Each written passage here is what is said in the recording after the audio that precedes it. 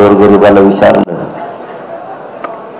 तर गोरगरिबाचा दुवा, गोरगरिबांचा आधार, गोरगरिबांच्या वेदनाची काळजी करणारं न्यायालय, न्याय मंदिर असतं. त्यामुळे न्यायदेवता आमचाही न्याय करणार, न्याय 100% मिळणार. न्यायदेवता आमच्या वेदना जाणून घेईल आणि आम्ही कुठेही लोकशाहीचं, कायद्याचं, नियमाचं उल्लंघन केले नाही. आम्ही शांततेत आमरण उपोषणाला बसलो. ह्याच्यातलं तुम्हाला सत्य सांगायचं असलं तर रात्री न्यायालयाच्या एका विषयावरून आम्ही रात्री सांगितलं, रोडवरच्या सगळ्या गाड्या काढा, मैदानाला लावा. तर एका 4 ते 5 घंट्यात रस्त्यावर आमची एक सुद्धा आमच्या पोरांनी गाडी ठेवली नाही. आता मुंबईत कुठेही ट्रॅफिक नाहीये. न्यायदेवतेच्या रात्रीच्या एका शब्दावरती आम्ही सगळी मुंबई, तिथं कुठेही ट्रॅफिक नाहीये अशा गाड्या जिकडे तिकडे नेऊन लावल्या. त्याच्यापेक्षा काय पालन करायला पाहिजे? दुसरे लोक पालन पण नाही करत. आम्ही न्यायदेवतेचं पालन करतो, कायद्याचं पालन करतो. पुढेही आम्ही न्यायदेवता सांगेल तसं पालन करत राहू, 100% तसं करत राहू. नियमाचं पालन करून आंदोलन आमचं शांततेत सुरू राहणार. काही वेळ आली तरी राहणार. राहिला विषय सरकारचा. सरकारने किती आमच्या विरोधात न्यायालयात जाऊन, इकडे जाऊन, तिकडे जाऊन अन्याय करायचा प्रयत्न केला तरी सरकारला सांगतो आणि फडणवीसांनाही सांगतो, सगळ्या मागण्याची हैदराबादचं गॅजेटियर, सातारा संस्थांचं गॅजेटियर याची अंमलबजावणी झाल्याशिवाय मुंबई सोडत नाही.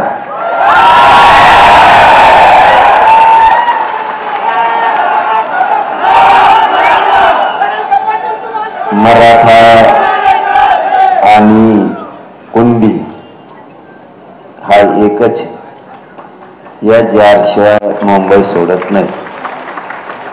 सगळ्या सोयऱ्याच्या अधिसूचनेची अंमलबजावणी ती पण होणं गरजेचं आहे. त्याला काय अडचण येत ते आम्हाला सांगा. सगळे सोयऱ्याच्या अधिसूचनेला अंमलबजावणीला काय अडचण येत त्या सांगा. मराठा आणि कुणबी एके याला पण काय अडचण येत ते आम्हाला सांगा. सरसकट राज्यातल्या केसेस मागे घेऊन आमच्यावर हल्ला करणाऱ्या पोलिसांना बडतर्फ करून त्यांच्यावर 120B, 307 सारखे गुन्हे दाखल होणं आवश्यक आहे. बलिदान गेलेल्या कुटुंबाला तातडीनं, तात्काळ, लगेच आर्थिक मदत आणि शैक्षणिक पात्रतेनुसार शासकीय नोकरी देणं आवश्यकते द्यावी. आतापर्यंत 58 लाख नोंदी सापडल्यात. 58 लाख नोंदी सापडल्यात. महाराष्ट्रातल्या प्रत्येक ग्रामपंचायतला त्या नोंदी चिटकून जागच्या जागेवर अभियान घेऊन जागच्या जागेवर प्रमाणपत्र, कुणबी प्रमाणपत्र वाटप करणं आवश्यक आहे. ज्यांचे कुणबी प्रमाणपत्र निघाले त्यांच्या व्हॅलिडिटी तातडीनं लगेच देणं गरजेचे, त्याशिवाय आम्ही इथून उठत नाही. शिंदे समितीला मुदतवाढ दिली तर शिंदे समितीनं रेकॉर्ड शोधणं सुरू ठेवलं पाहिजे. 33-34 सारखा 36 सुद्धा तपासला गेला नाही. देवस्थानाचे दस्तावेज शोधले गेले नाहीत, ते शिंदे समितीनं आता शोधणं गरजेचं आहे. 33-34 सारखा 36 सुद्धा गोशवारा शोधणं गरजेचं आहे. कारागृहातला रेकॉर्ड शोधणं गरजेचं आहे. पोलीस पाटलाचा शोधणं गरजेचं आहे. देवस्थानाचा रेकॉर्ड शोधणं गरजेचं आहे. आणि त्याचे कुणबी प्रमाणपत्र लोकांना देणं आवश्यक आहे. हे काम शिंदे समितीनं करावं. याचबरोबर शिंदे समितीला एक अधिकृत स्वतंत्र त्याचं कार्यालय असणं आवश्यक आहे. ते नाही, ते दिलं जावं. त्यांना मोडी लिपी, फारसी, उर्दू सगळे अभ्यासक देणं गरजेचं आहे. ते दिले गेले पाहिजे. तुम्ही किती सरकारनं आम्हाला भिडिलं, आम्ही भेट नसतो. मराठ्याची अवलाद आहे आमची. आम्ही शांत आहे. देवेंद्र फडणवीस साहेब आम्हाला शांत राहू द्या. जे जे बोलतो ते ते होत असतं माझं. आणखी मराठ्यांना यायची सुरुवात झालेली नाही. शनिवार रविवार जर मराठी मुंबईत आले तर सोमवारचं आंदोलन खूप छान असणार आहे बघ. त्यामुळे ती वेळ मराठ्यावर येऊ देऊ नका. आम्ही मुंबई सोडत नसतो, नाही, त्याच्यावर आम्ही ठाम आहेत. काय करता तुम्ही? 100 पोलीस आले तरी जेललाच नेते आणि 1,00,000 फौज पाडला तरी पोलीस जेललाच नेते आणि जेलमध्ये उपोषण करू, तर सुट्टी नाही.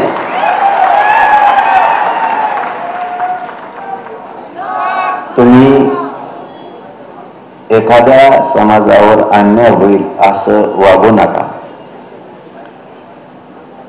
मराठ्यांना इथून हुसकून देणं, काढून देणं ही काळजात रोटणारी सल आहे. फडणवीस साहेब, ती ऋतू देऊ नका.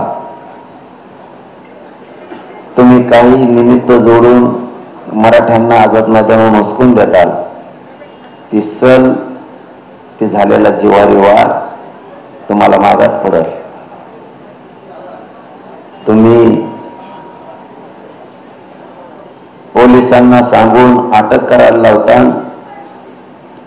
तेही तुमच्यासाठी घातक विषय असणार आहे. पोलिसाला सांगून तुम्ही बाहेर कुठं पोरांना लाठीचार्ज करायला लावता, ते तर तुमच्यासाठी अति घातक होणार आहे. तुमच्या आयुष्यात खूप मोठा डाग तुम्हाला ते असणार. कारण तुमच्याही लोकांना मग महाराष्ट्रात यायचं आहे, हे पण तुम्ही ध्यानात ठेवा.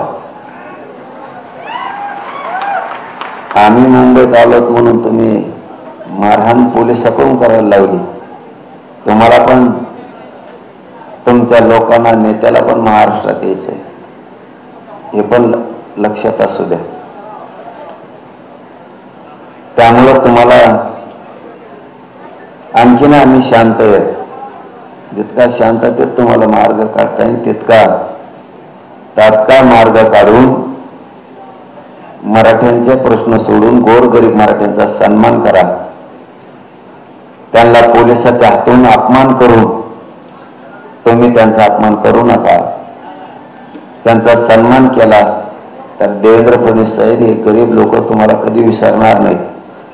पण जर कधी त्यांचा अपमान केला तर त्यांच्या डोक्यात अपमानाचा बदला घ्यायची चीड तयार होईल. त्यामुळे गोडीत तुम्हाला जे करता येईल ते करा. तुम्हाला वाटत असेल तुमच्यापेक्षा आमची संख्या, तुम्ही ज्याच्या जीवावर बोलतात त्यांच्यापेक्षा आमची संख्या जवळपास 9.5 पट जास्त आहे. 9.5 पट. जिकडं नाही घुसायचं तिकडं घुसू नका. आणि उगाच आझाद मैदानातून हाकून देईल, मुंबईतून हाकून देईल, या वर्गांना थांबवा आणि गोरगरिबाला न्याय कसा देता येईल हे काम करा. राहिला आता माझा विषय. मी तर मेलं तरी या आझाद मैदानातून हटत नाही. काय व्हायचं ते होऊ दे. त्याचे दुष्परिणाम तो जाणार, मग ते मराठी जाणार. त्याच्यानंतर कुठल्याही स्तराला गेला तरी मी कोणत्याही टोकाला जायला तयार आहे. पण मी मागणीची अंमलबजावणी घेतल्याशिवाय हटायला तयार नाही. मराठी काय असते हे 350 वर्षानंतर पुन्हा एकदा बघायचं असलं त्याला माझा नाविलाज आहे. पण मी मरुस्तर इथून हटत नाही आणि मराठ्यालाही सांगतो, शेवटचं सांगतो तुम्हाला. रात्री पण शेवटच सांगितलं, गाड्या पार्किंगला लावा, मैदानात लावा, रेल्वेना प्रवास करा, एसटीना प्रवास करा. पुढे लावू देत नसले तर ग्राउंडला वाशीला नेऊन लावा, मस्त पटांगणाला मग या. शांत राहायचं सांगितलं. किती माझी तब्येत खराब झाली तरी तुम्ही शांतच राहायचं, एवढं करायचं नाही. मला माहिती आहे तुम्हाला माझी माय आहे, मला तुमची माय आहे. किती त्रास झाला तरी तुम्ही शांत राहायचं.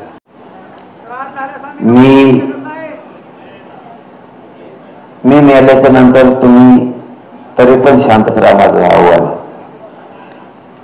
त्याच्यानंतर तुम्हाला काय करायचं तुम्ही तुमचं करा, पण तरीही त्याच्यानंतरही माझं म्हणणं आहे तुम्ही शांत राहा. ही लढाई शांततेने लढायची, जिंकायची. मी मरुस्तर हटणार नाही हे देवेंद्र फडणवीसला ठासून सांगतो की मी मरुस्तर मुंबई सोडत नाही. फक्त कारण करू नका. न्यायालयाच्या सगळ्या नियमाचं आपल्या पोरांनी पालन करावं, जसं रात्री केलं तसं. न्यायदेवता आपल्यासाठी आहे, गोरगरिबांचा आधार आहे, गोरगरिबांना साथ देणारी न्यायदेवता आहे. न्यायदेवता आपल्याला परवानगी देईल, आपल्या बाजून न्यायदेवता उभा राहील. गोरगरिबांच्या लेकराच्या डोळ्याचे आश्रू पुसायचं काम न्यायदेवता करील. आपल्या वेदनेत सहभागी न्यायदेवता होईल. न्यायदेवता आपल्यावर अन्याय करणार नाही.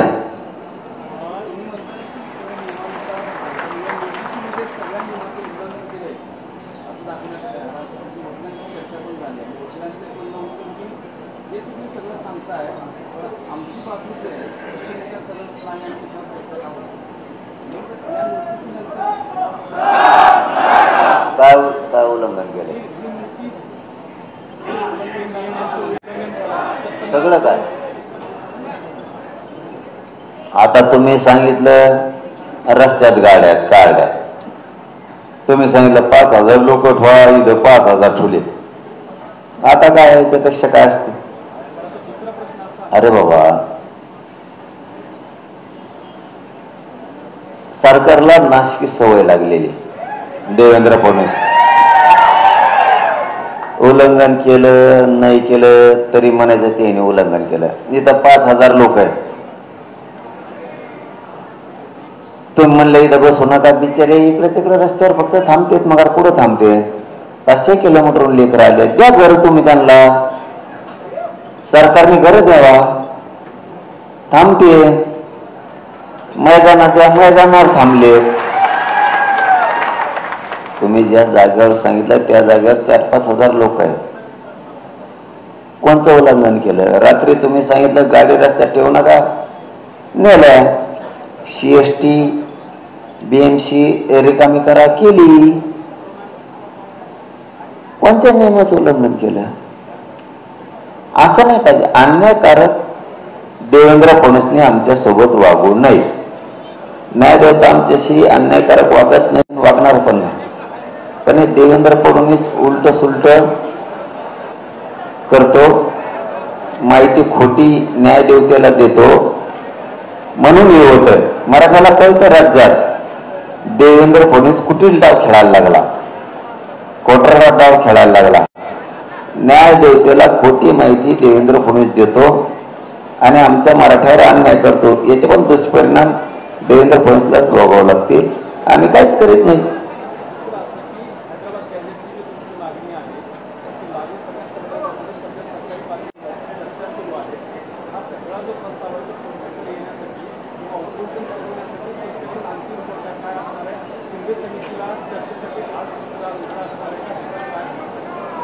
काय शिंदे समिती?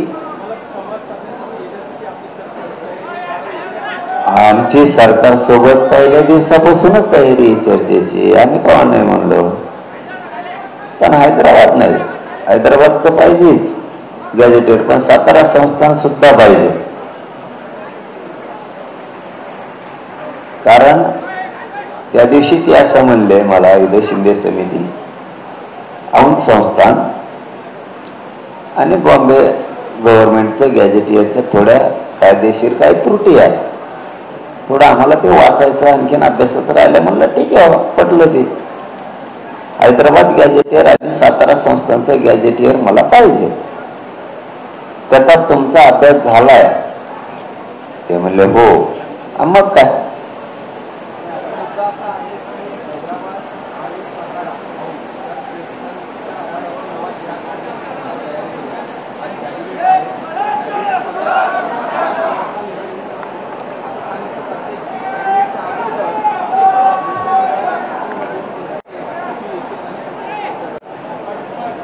माझं म्हणणं काय, 30-35 मंत्री या नाही तर 2 आहे, किती या, आम्ही चर्चेला तयार आहेत. आमचे पोरं कोणाला त्रास देत नाहीत, काही नाहीत, आम्हाला आरक्षणाशी देणं घेणं. ते आले तरी त्यांचा सन्मानपूर्वक त्यांना आमचेच पोरं वाटायला होतील, सन्मानपूर्वक त्यांना चर्चाही करतील. पण एक गोष्ट लक्षात ठेवा, मी मागितलेले 4ही गॅजेटियर, त्यापैकी 2चं त्यांचं म्हणणं आहे थोडा अभ्यास त्याचा राहिलेला आहे आणि समजून घ्यावं लागतं, राहिलं असेल. ते बॉम्बे गव्हर्नमेंटचं गॅजेटियर थोडं किचकटे असं त्यांचं म्हणणं आहे. ठीक आहे, आपण समजून घेऊ. मग हैदराबादचं गॅजेटियर आणि सातारा संस्थांचं गॅजेटियर याची अंमलबजावणी करायला तुम्हाला हरकत काय? अभ्यास झालाय का? हो झाला. मग 2 टाका दोन्ही गॅजेटियर. मी ते ऐकत नाही एक आणि पीक दोन्ही पण.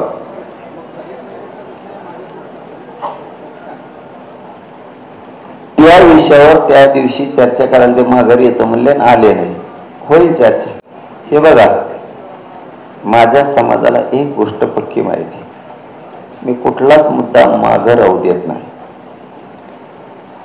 पण मी जे घेतो ते चंद्र सूर्य असेपर्यंत माझ्या जातीला टिकन असं घेतो, दमाने घेतो.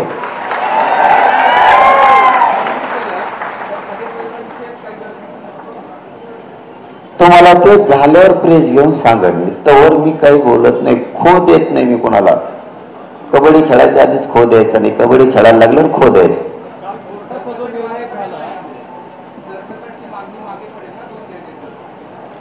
तुम्हाला ते जर 2 घेतले ना, त्याच्यानंतर प्रेस घे आणि मग आपण 2-3 जण हिशोब करू, कशाने कशाला काय म्हणतात, कशाने कशाने काय होत असतात. तुम्ही फक्त बघा माझ्या माई, मी जी पूर्वजांनी दिलेली शिकवणी घास घास तोंडात घालावा. एकदाच जर उंदरभर घातलं तर काही तोंडाच्या खाली पडत आणि काही नाड्यात गुतत, आणि मग ते पचत नाही तर हाताने तेवढंच बाहेर पडत. त्याच्यामुळं मी माझ्या समाजाला योग्य देतो की जे आयुष्यात कधीच उडणार नाही, पिढ्याना पार त्यांना पुरण असं देतो, भलं दम्मानी देतो, एवढं आहे.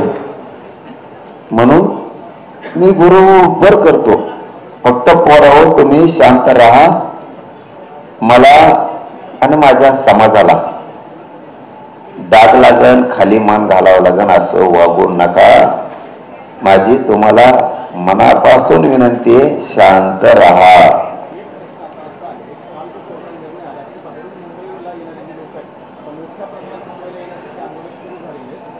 कधी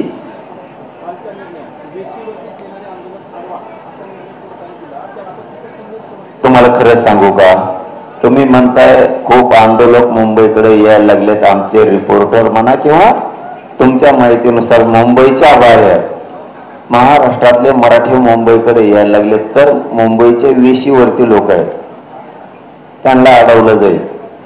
इतके चतुर येत नाही पोट्टे मराठीचे.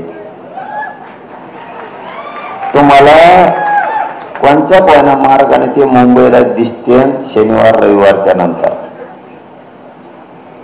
आणि ते इतके दिसते की सरकारला नेमके हे मुंबईकर येत काही मराठीचे येत नाहीच ओळखाली येणार नाही.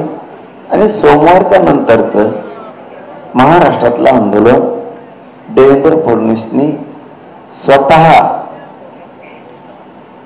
चुकीमुळे चाललेलं ते आंदोलन आहे देवेंद्र फडणवीसचे. अंतवर मी जगत बी नाही. इतक्या दिवस उपोषण मला तुमच्या संघ बोलायचं असलं का आधी पाणी प्यावं लागतं मग बोलावं लागतं. तुम्हालाही खोटं बोलायचं मला गरज नाही. नवीन पत्रकार बांधतात यांना ठीक आहे, यांना खोटं बी वाटत असं. पण तुम्ही 2 वर्षात माहिती आहे तुम्हाला मला काय काय कोणत्या वेळेला करावं लागतं. मराठी मुंबईत येणार कोणी त्यांना अडवू शकत नाही. आणि आढळलं तरी बी ते बघा तुम्ही कशा मार्गाने मुंबईत येते. आणि ते दिवस देवेंद्र फडणवीस साहेबांनी येऊ देऊ नये. आणखी नाही त्यांच्याविषयी आमच्या मनात कटुता नाही. आणखीन पण इतका त्रास दिला त्याने आम्हाला. परवानग्या रद्द केल्या, पोराला त्रास दिला, झोपून दिलं नाही, पाणी दिलं नाही, भाकरी दिलं नाही, जेवायला दिलं नाही, मुंबईत फिरू दिलं नाही, इतका त्रास दिला देवेंद्र फडणवीस. तरी आमच्या मनात त्यांच्याविषयी कटुता नाही. त्यांनी आमच्या मागण्याची अंमलबजावणी करावी बस. आम्हाला काय अपेक्षा नाही. चला, धन्यवाद.